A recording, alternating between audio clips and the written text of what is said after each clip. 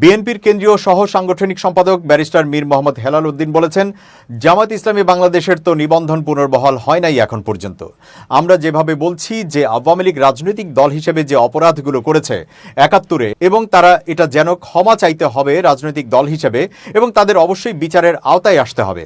একটি বেসরকারি টিভি চ্যানেলের টকশোতে তিনি কথা বলেন। ব্যারিস্টার হেলাল বলেন, ৭১-এ যে ঘটনা ঘটেছে এটার ব্যাপারে মানুষের একটা আশা এই রকম হতে পারে যে একটা ফর্মাল অ্যাপোলজি, যে হ্যাঁ এটা ব্যাড ইনসিডেন্ট, ব্যাড ডিসিশন, এটা একটা অপরাধ সংগঠিত হয়েছিল। এবং আমার মনে হয় না এখন যারা এই রাজনীতির সাথে যুক্ত অধিকাংশই কিন্তু সেই সময় রাজনীতি করেছে বলে আমার মনে হয় না।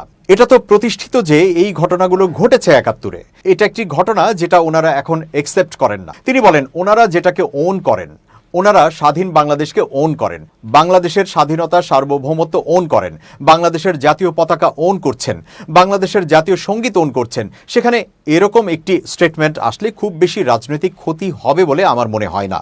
এবং তখন ওই যে বিতর্কগুলো ওনারা বারবার তুলছেন, তাহলে এটা নতুন প্রজন্মের যারা জামায়াত ইসলামী বাংলাদেশের রাজনীতির সাথে জড়িত হচ্ছেন, আমার মনে হয় তারাই এটা থেকে কিছুটা স্বস্তি পেতে পারেন।